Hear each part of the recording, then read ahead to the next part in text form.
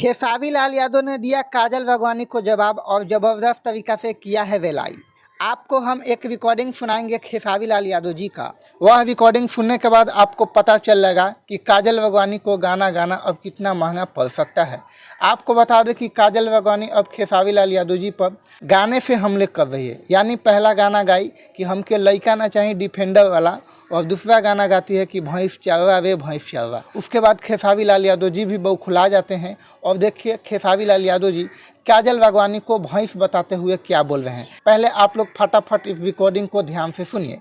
Ready 1 2 3 start. बड़ा बात बाकी भाई लोग, हम भैंस चरावे वाला आदमी रहनी और तोहरा लोग इनके प्यार इतना ज़्यादा हमके मिल गई। तोहरा लोग इनके प्यार अगर एक भैंस के भी मिल जाओ ना तो शायद दुनिया के बहुत बड़ा स्टार हो जाए। जैसे कि आप लोगों ने रिकॉर्डिंग सुना, खेसारी लाल यादव जी अपने आप को भी भैंस चराने वाले आदमी बोलते हैं और पब्लिक से बोलते हैं कि आप लोगों ने एक भैंस को इतना प्यार दुलार दिए हैं कि वो सभी को दिलों में राज कर रही है। यानी खेसारी लाल यादव जी मतलब भिंगा के ऐसा मारे हैं काजल वाघवानी पर कि पूछिए मत।